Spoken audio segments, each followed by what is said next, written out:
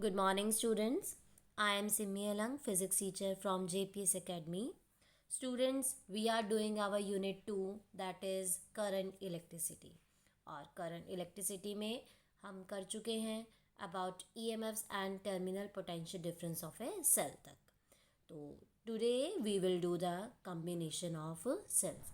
Students, before I start my lecture, I request you to subscribe my channel, and if you like the video, please click on a like button and also press the bell icon so that whenever I upload my new videos you get notification about that. So students अब start करते हैं combination of sales के, लेकिन सबसे पहले एक बार recall करते हैं. तो हमने बेटा क्या लर्न किया था? हमने लर्न किया था कि सेल्स क्या होते हैं. अगर हम सेल की बात करें तो क्योंकि आप केमिस्ट्री में सेल्स को बहुत अच्छे से डिस्कस करते हो, तो आपके माइंड में ये पिक्चर बनकर आती है, दैट इज़ कि आपके पास एक सॉल्यूशन आप लेते हो जिसे आप इलेक्ट्रोलाइट कहते हो, और उसके अंदर आप 2 इलेक्ट्रोड्स लेते हो जिसको आप डिप कर देते हो. एक हमारा पॉजिटिव और दूसरा हमारा नेगेटिव एंड, जिसको आप कैथोड और एनोड कहते हो. तो ये आपका क्या होता है? सेल होता है. फिर हम बात करते हैं ईएमएफ की, जो हमने बताया था ईएमएफ क्या होता है. EMF is electromotive force. अब इलेक्ट्रोमोटिव फोर्स का मतलब ये फोर्स से नहीं है. इलेक्ट्रोमोटिव फोर्स जो है वो रिलेटेड टू एनर्जी है. That means energy means that हम कितना वर्क करें क्यू चार्ज को एक एंड से दूसरे एंड तक मूव करवाने में, उसको हम कहते हैं इलेक्ट्रोमोटिव फोर्स. दैट मीन्स जब हम इस सेल में से पर्टिकुलर सेल जो आप यूज़ करते हैं, उस सेल से जब हम कोई करंट ड्रॉ नहीं करवा रहे हैं, ठीक है. अगर मैं इसको ऐसे कहूँ क्लियर इसमें वर्ड्स में कि when if no current is drawn from the cell, the potential difference between the two terminals is known as EMF of a cell.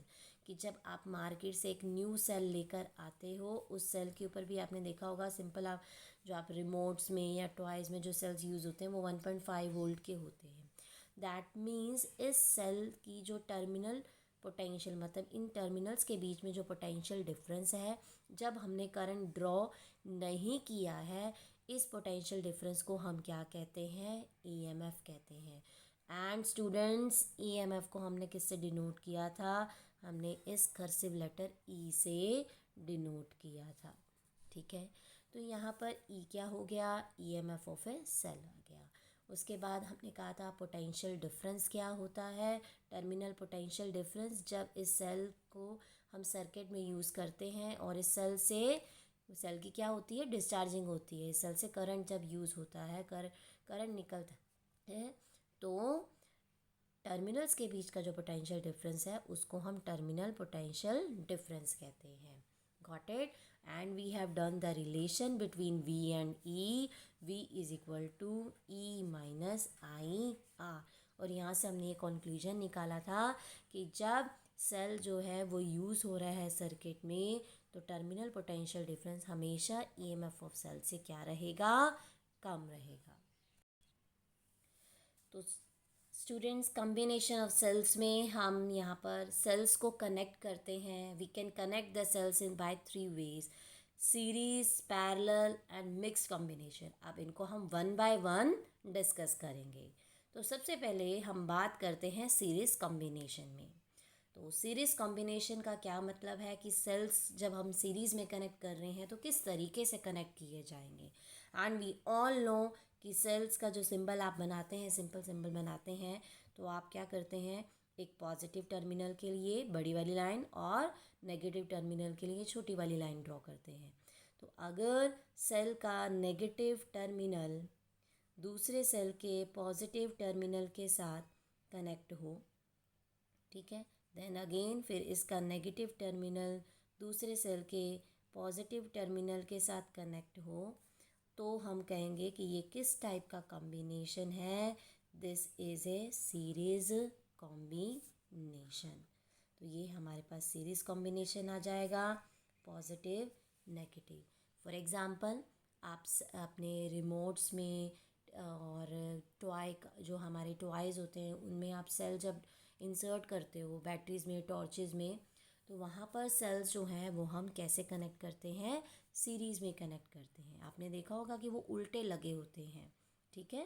तो that means the cells are connected in series, positive को negative के साथ, ठीक है। जैसे अभी ये negative है, नेगेटिव वाला आगे पॉजिटिव के साथ, फिर इसका नेगेटिव आगे वाले पॉजिटिव के साथ।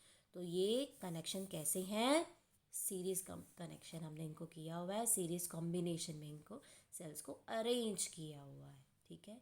अब व्हाट हैपन कि जब हम सीरीज़ कॉम्बिनेशन लेते हैं, अब टू वेज हो सकते हैं कि जैसे कि अगर आप सेल्स ले रहे हो वो एक जैसे हैं, आइडेंटिकल सेल्स हैं, ठीक है।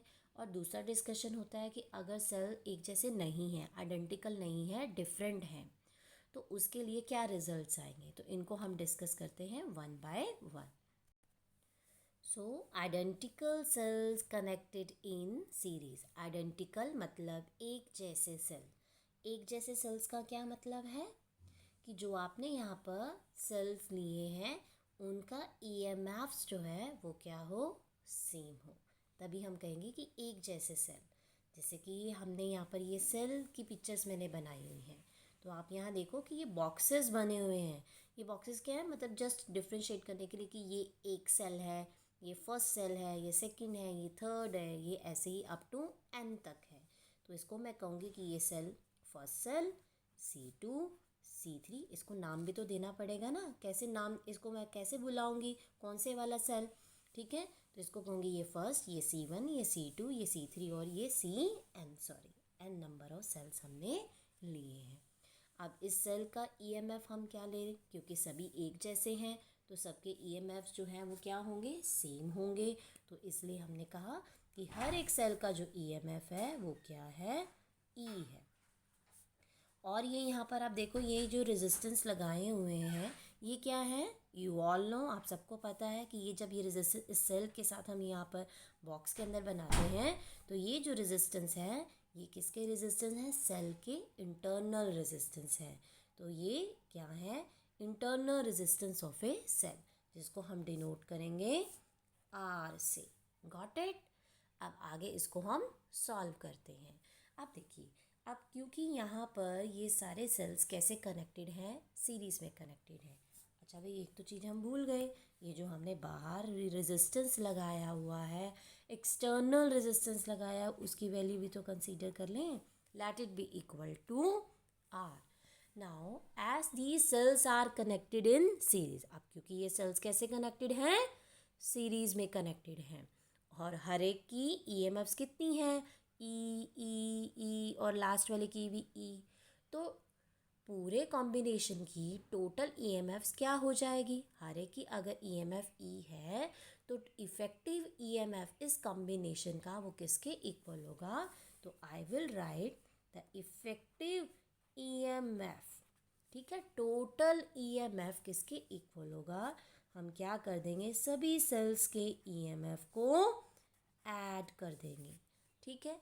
अब देखो ये n टर्म्स तक एडिशन जा रही है, तो अगर मैं इसको n टाइम्स ऐड कर रही हूँ तो मैं बेटा यहाँ क्या लिखूँगी, n इंटू ई लिखूँगी। So effective EMF of a cell is equal to n into e, कि अगर आप सेल्स को सीरीज़ में कनेक्ट करते हो तो इफ़ेक्टिव ईएमएफ किसके इक्वल आता है, हर एक ईएमएफ की वैल्यू को, मतलब सिंगल सेल की ईएमएफ वैल्यू को n टाइम्स कर दो। तो हमने यहाँ पर सीरीज़ को कनेक्शन करने का मतलब हमने एक तरीके से वोल्टेज बढ़ा दी। अगर आप 1.5 वोल्ट के 2 सेल्स यूज़ कर रहे हो, इसका मतलब आप कितनी वोल्टेज दे रहे हो, 3 वोल्टेज दे रहे हो, ठीक है। दैट मीन्स यहाँ पर वोल्टेज इंक्रीज हो गई है। And what about these resistance, अब ये रेजिस्टेंस कैसे कनेक्टेड हैं, ये रेजिस्टेंस आपस में सीरीज़ में कनेक्टेड हैं, तो इसलिए जो टोटल रेजिस्टेंस है वो क्या होगा। और अभी हमने लर्न किया था कि जब रेजिस्टेंस जो है वो सीरीज़ में कनेक्टेड होते हैं तो इफ़ेक्टिव रेजिस्टेंस या टोटल रेजिस्टेंस जो है वो हम कैसे निकालते हैं, सबको ऐड करके। तो अब हमारे पास इफ़ेक्टिव रेजिस्टेंस कितना आ जाएगा, it will be equal to n into R. N into R के इक्वल आ जाएगा। और एक ये जो हमारा ये बाहर है रेजिस्टेंस, एक्सटर्नल रेजिस्टेंस है, ये भी इनके साथ कैसे कनेक्टेड है, सीरीज़ में कनेक्टेड है। अगर ये सीरीज़ में कनेक्टेड है तो इस पूरे सर्किट का इक्विवेलेंट रेजिस्टेंस, ठीक है, तो वो किसके इक्वल होगा, equivalent resistance of this circuit will be equal to capital R plus N into R. तो हमने यहाँ पर बेटा क्या निकाला है, इक्विवेलेंट रेजिस्टेंस निकाला, इक्विवेलेंट ईएमएफ लिखा, ठीक है, वोल्टेज लिखी, रेजिस्टेंस बताया। तो can we find out the current, बिल्कुल निकाल सकते हैं करंट, क्योंकि हमें ओम्स लॉ पता है, I is equal to V upon में आर, वोल्टेज अपॉन में रेजिस्टेंस। अब यहाँ वोल्टेज जो आप लिखोगे वो क्या लिखोगे, इफेक्टिव ईएमएफ लिखोगे, इफेक्टिव ईएमएफ, क्योंकि जो ईएमएफ होती है वो पोटेंशियल डिफरेंस ही तो होता है, वोल्टेज ही तो होती है। तो यहाँ पर हम क्या लिखेंगे, इफेक्टिव ईएमएफ लिखेंगे, एन ई अपॉन में टोटल रेजिस्टेंस लिखेंगे, आर प्लस एन आर। तो आप लोगों ने अब ये फॉर्मूला लर्न करना है। कब यूज़ करेंगे इसको, जब सेल्स, आइडेंटिकल सेल्स सीरीज़ में कनेक्ट होंगे तो हम लोग उस सर्किट में से करंट कितना पास करेगा वो फाइंड आउट करने के लिए ये वाला फॉर्मूला यूज़ करेंगे, एन ई अपॉन में capital R plus small N into R. चलिए अब स्पेशल केसेस करते हैं, ठीक है। आइडेंटिकल सेल्स जब सीरीज में कनेक्टेड हों तो उसके हम कुछ स्पेशल केसेस लेंगे। फर्स्ट हम कंसीडर करते हैं कि if R is very very greater than small N R, कि अगर जो हमने एक्सटर्नल रेजिस्टेंस यूज़ किया है वो उसकी वैल्यू बहुत ज़्यादा है देन द इफ़ेक्टिव या टोटल इंटरनल रेजिस्टेंस से, तो उस केस में आर प्लस एन आर, अगर ये वाली वैल्यू अगर मैं देखूं, आर तो बहुत ज़्यादा इससे, तो इसलिए इसका मतलब मैं इस एन आर को इग्नोर कर दूंगी, चाहे हम इसमें ऐड कर भी रहे हैं तो भी इट हार्डली मैटर्स, क्योंकि इसकी वैल्यू बहुत ज़्यादा है। तो इसलिए इसकी जगह मैं क्या लिखूंगी, I will write capital R. और मेरे पास करंट की वैल्यू जो मैंने निकाली थी वो कितनी आई थी, एन ई अपॉन में R plus N into R. अब इसकी जगह डिनोमिनेटर में आप क्या लिखोगे, you will write N E upon में आर। अब यहाँ पर देखें, अगर इस n को अलग कर दूँ और e अपॉन आर इसको मैं ऐसे सेपरेट लिखती हूँ, तो e क्या है, EMF of a single cell, r क्या है, एक्सटर्नल रेजिस्टेंस। तो यहाँ पर ये e अपॉन में r, इसका मतलब अगर एक सेल यूज़ करूँ, एक सेल से इतना करंट आएगा e अपॉन r करके, और अगर वही आइडेंटिकल सेल सीरीज़ में कनेक्टेड होते हैं तो टोटल करंट कितना आएगा, it will B n times, मतलब यहाँ पर करंट क्या हो रहा है, इंक्रीज हो रहा है। तो total current flowing in the circuit it is the n times the current due to a single cell, ठीक है। तो यहाँ पर करंट की वैल्यू जो है वो इंक्रीज हुई in order to get a large amount of current. अगर हमें सेल से ज़्यादा करंट चाहिए तो आप क्या करो, इस केस में जो एक्सटर्नल, अगर एक्सटर्नल रेजिस्टेंस जो है वो ज़्यादा होगा as compare to internal resistance, तो यहाँ पर हमारे पास करंट जो है वो भी ज़्यादा हमें मिलेगा।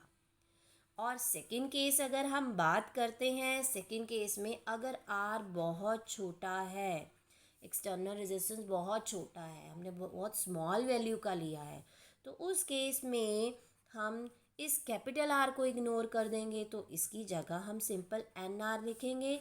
तो हमारे पास एक्सप्रेशन में एन ई अपॉन में आर प्लस एन आर है, स्मॉल आर है, तो इसको इग्नोर करना है, तो एन ई अपॉन में एन आर, एन से एन कैंसल, तो आई किसके इक्वल आ गया, ई अपॉन आर के इक्वल आ गया। दैट मीन्स ये क्या है, this is the current due to a single cell. Single cell से कितना करंट जो है वो पास कर रहा है, ठीक है। अगर एक्सटर्नल रेजिस्टेंस बहुत ही कम है, ठीक है, एक्सटर्नल रेजिस्टेंस की वैल्यू बहुत कम है, इसका मतलब पूरे कॉम्बिनेशन से जो भी करंट आ रहा है वो किसके इक्वल है, it is simply equal to current due to a single cell. तो इसका मतलब चाहे आप सेल्स सीरीज में कनेक्ट ही मत करो, no use of such combination of cell अगर आपका एक्सटर्नल रेजिस्टेंस छोटा है, क्योंकि चाहे आप सीरीज में लगा रहे हो चाहे आप उसे नहीं लगा रहे, एक ही सेल से काम कर रहे हो, तो उस केस में करंट की वैल्यू तो क्या आएगी, सेम आएगी।